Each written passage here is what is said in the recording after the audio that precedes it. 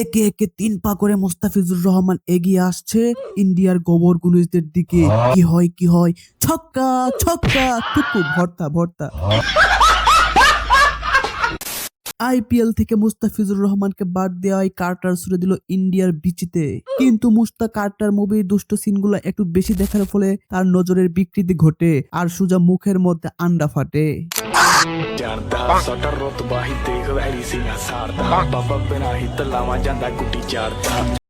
আন্ডা দেওয়া ঠিক হয় নাই, ওরা তো গোবর পছন্দ করে। খুব অন্যায় হয়েছে। দিস ইজ বারা, খেলতে না পাইলেও হয়ে যায় খারাপ। যাই হোক, এসব কিছু দেখতে দেখতে মাথা আমার নষ্ট, বুকে আইপিএল না দেখার কষ্ট। কিন্তু কি আর উপায়, সিটি এক্সামে মারা খেয়েছি, তার জন্য একটু পড়তে বসতে চাই। আমি আর দুষ্টুমি করব না, কারো পিছনে লাগবো না, তোমার রুটিন মতন পড়ার টেবিলে আসবো। মোটিভেশনকে বাহাত দেখিয়ে ইমোশনকে প্রায়োরিটি দিয়ে আজকের ভিডিও মন বসে না পড়ার টেবিলে। মুভির শুরুতে দেখা যায় মুস্তাকে আইপিএল থেকে বাদ দেওয়ার জন্য এর তীব্র প্রতিবাদে গ্রামের স্কুলে খেলার আয়োজন করে আসিফ নজরুল স্যার। কিন্তু এই খেলায় ঘটে এক বিরল ঘটনা। 40 বছরের বুড়ি 10 বছরের বাচ্চাদের সাথে অংশগ্রহণ করে একে একে সব প্রাইজ জিতে নেয়। এইদিকে সেই উত্তেজনায় শীতের দুপুরে বাড়িতে জানালে তারা তাকে প্রশ্নবিদ্ধ করে, কারণ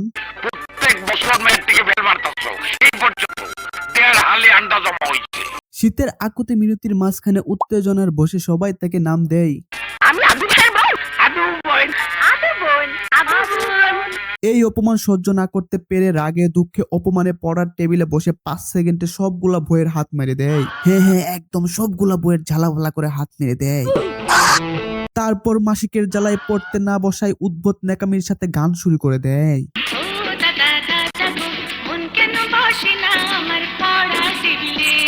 মন টেবিলে বসে না, কারণ যৌবনের রস বেশি হয়ে গেছে।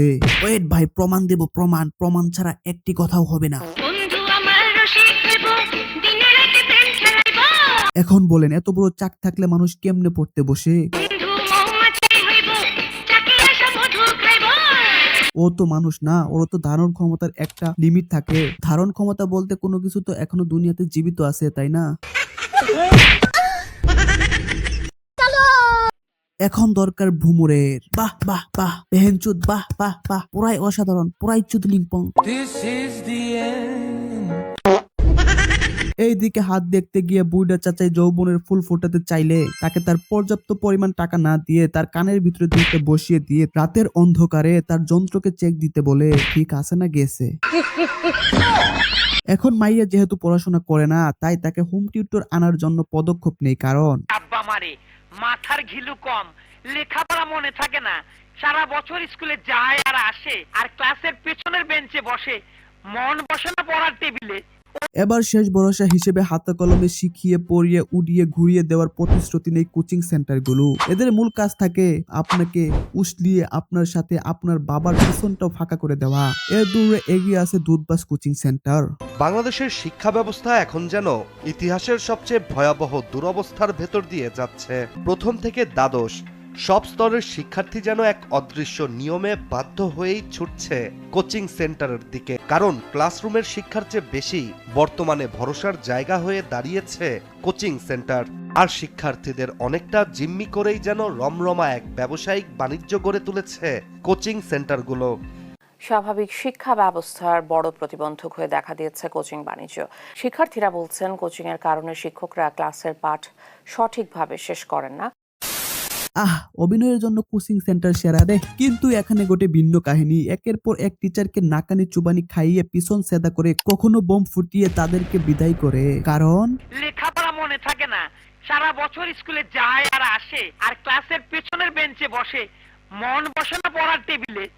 এইদিকে মাস্টার এইভাবে শীতের দিনে বেতন না নিয়ে চলে যাওয়ায় বাবাই রাগে ফেটে যায়, নতুন মাস্টারের সন্ধানে বের হয়। এইখানেই পরিচয় হয় কলেজের কাজ ফাটিয়ে আমাদের প্রেমিক হিরোর। বিশ্বাস করেন, আমি শুধু দেওয়ালে বল লাগাইছিলাম, তাতেই কিনা আমাদের হেডমাস্টারের মেয়ের অ্যালার্জি হয়ে গিয়েছিল। তারপর আমাকে উদম মধ্যম দিয়েছিল। এসএসসি পরীক্ষায় 3 জনকে প্রেগনেন্ট করে দেওয়ার অভিজ্ঞতা থাকায় তাকে পড়ানোর জন্য টিচার অনুরোধ করে। এইচএসসি পরীক্ষায় বোর্ডের সেরা ছাত্র এই বাদল আপনার মেয়েকে প্রাইভেট পড়ালে আমার বিশ্বাস এবার সে পাশ করবেই। আমার বিশ্বাস প্রেগনেন্ট না হলেও এইবার বাচ্চা ডেলিভারি হবে। হাতে সময় নেই স্যার। আরে ভাই, এটা তো আপনার বাহাতের খেলা। স্যার কিছু বলেন তো। যে করেই হোক সময় বের করতেই হবে। It's my order. G sir. আরে ভাই, এটা কোনো ব্যাপার না আপনার জন্য। 10 থেকে 20 মিনিটের কাজ, উত্তেজিত বেশি হলে আরো আগেই হয়ে যাইতে পারে। মানে পড়া রিভাইসের কথা বলছিলাম আর কি। Okay sir, thank you sir. এইদিকে পরের সিনে মাস্টার আসে, মানে ছাত্র মাস্টার আসে পড়াতে। আমাদের আদু ভাইয়ের ছোট বোন সাথে সাথে পরিচয় হয়ে যায়, কারণ ছোটবেলায় তো একই ক্লাসে বিয়ে বাদ খেলেছিল তার সাথে। আদল তুমি, আমি তো মনে করেছিলাম অন্য কোনো স্যার। এইদিকে মাস্টারের পারফরমেন্স দেখে তাকে শুধু দিনে নয় রাতেও সময় দেওয়ার জন্য অনুরোধ এবং আগ্রহ দুটাই প্রকাশ করে। আমার বাড়িতে থাকবা, খাইবা আর বৃষ্টিতে পড়াইবা। চেয়ারম্যানের কথা, এই সানমিয়া বাউলের কথা তোমার বাপ মানে বলবা। জি। ওনারা অবশ্যই রাজি হইব। হ্যাঁ, আমি রাজি। উরে বাবা! এইদিকে এই কথা মাকে জানালে মা রাজি হয়ে যায়। কুস্ত গড়বড় হ্যাঁ। ও হ্যাঁ, মনে পড়েছে, নষ্টামি তো এইখান থেকেই শুরু হয়েছে। তারা প্রথমে প্রেম করেছে, একেই বলে বাপকা বেটা সিপাইকে ঘুরা। এই সমস্যা এখন শুধু আপনার একার সমস্যা না, রাষ্ট্রীয় সমস্যা। সিন পিক করে ছাত্র মাস্টার তন্না সইতে পেরে মধুর আগ্রহে বেডিং পত্র নিয়ে চলে আসে, কারণ বন্ধু মৌমাছি হইব, চাকি আসা মধু খাইব।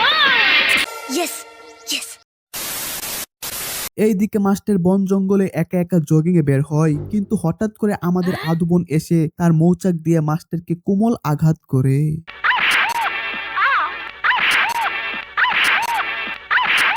আর লেবু বেশি সিপাসিপি করলে তিতা হইয়া যায়। I sorry sorry sorry sorry এই ছাগলের বাচ্চা যদি বুঝতো যে আজকে থেকে এই ফ্যামিলি তোর থাকতে হইব, তাহলে কি এইভাবে কথা বলতো? মাস্টারকে এক গাদা প্রেমের শর্ত দিয়ে পড়ার টেবিলে হাজির হয় আমাদের আদু বোন, কারণ আজকে সন্ধ্যায় আমাকে ছুটি দিতে হবে। ছুটির গুষ্টি মারার কারণই হচ্ছে এই হালার বাংলা সিরিয়াল। আর টিভিতে 52 পর্বের ধারাবাহিক নাটক ভালোবাসা কারিকয়। শেষ পর্ব আজ। সবগুলো পর্ব দেখেছি, শেষ পর্বটা না দেখলে ভালোবাসা কারিকয় কিচ্ছু বুঝতে পারবো না। আরে ভালোবাসা কারে কয় বুঝতে হলে তোমাকে আগে নাটক বুঝতে হবে। কারণ উরে বাবা! মানুষের জীবনটাই একটা নাটক। No way. কিন্তু ভাই, আপনি তো এসএসসি পরীক্ষার্থীদের একাহারে দেওয়ার জন্য আপনার ক্যারেক্টারই তো জনিবাই হয়ে গেছে। সেটা বড় কথা নয়। স্যার লজ্জা পাবেন না, খুলে বলেন। এইদিকে স্টুডেন্টের দাদি জানতে চাইছিল কোন মতলবে মাস্টার এই বাড়িতে রাতের আধারে পড়ানোর জন্য পাগল হয়ে চলে এসেছে। দাদি জানতে চেয়েছে কোন মতলবে আপনি আমাদের বাড়িতে লজিং এসেছেন, নাকি প্রেম মোহাম্মত। মনে হয় আসল জায়গায় হাত পড়ছে। পড়ে গেলাম নাকি? यार ये बहुत मुश्किल होगा। বুঝছি, আমার আগে দাদি টের পাইছে। না আমি থামেন, দাদি ঠিক সবকে শিখাইছে। তবে মগা সাইজের। জি স্যার। আজ রাতে ছুটি দিলাম। পরীক্ষার আগে আর কোনো নাটক ফাটক নেই। Okay sir, thank you sir. লাগেছেন কি লাড়া দিলি? মাস্টার লজ্জা পায় এবং প্রেমের সিরিয়াল দেখার জন্য ছুটি দিয়ে দেয়, কারণ দাদি হচ্ছে আবেগ। আবেগ বিবেকের জায়গায় হিট করে দিয়েছে। কিন্তু এখানেই কি শেষ? No way. আর এইদিকে কারেন্ট চলে যাওয়ায় ছাত্রী স্যারের দুর্বলতায় আছড় দেয়। ये जो कहना चाहती मैं बताता हूँ।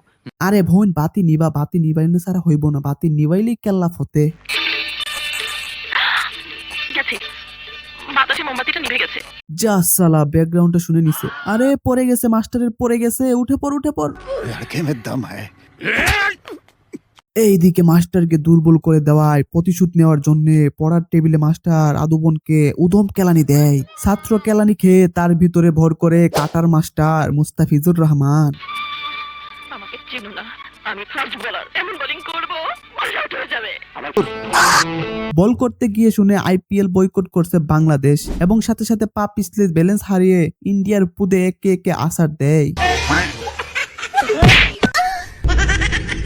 এইদিকে আমাদের আদুবন গোবর ভোজন রসিকদের মিডল স্টেম খাওয়ার জন্য উঠে পড়ে লাগে এবং বাজেট কম থাকায় পচা ডিম দিয়ে মুখে মেরে দেয়। আবার সিন পিক করে ছাত্রী মাস্টারের পায়ে মজা দিতে গেলে দুজনের মধ্যে হয়ে যায়।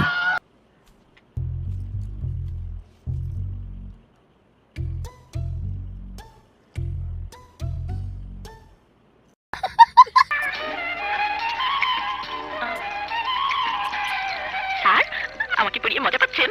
50%। স্যার লজ্জা পাবেন না। এখনই 100% পাবেন।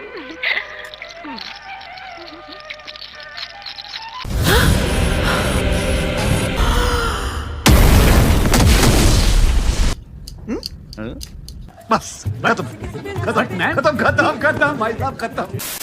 আবার মাস্টার উদম কেলানি দেয় এবং বিদ্যার আলো জ্বালাতে বলে,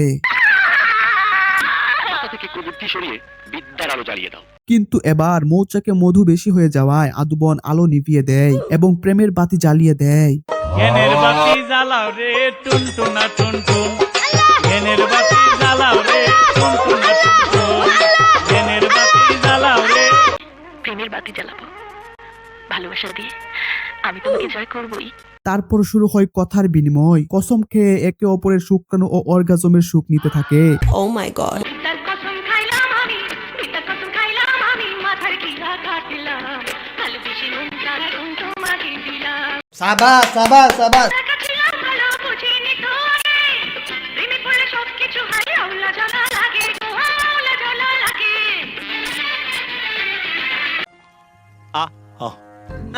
जल्दी डिसाइड আরে ভাই আর পারতেছি না, পড়ার জন্য মোটিভেশন নিতে আইছিলাম, এইদিকে দেখি নিজেই উত্তেজিত হয়ে গেলাম। Tata bye bye. আদর সোহাগ ছাড়া প্রেমের জ্বালা যন্ত্রণা আর তোদের সয় না। হ্যালো বন্ধুরা, আমার বান্ধবী কুকলেসকে বিয়ে দেখেন, কত মানুষ। আমার বান্ধবী কুকলের বিয়ে হয়ে গেল, তো আমার এখন মুসলমানই হলো না।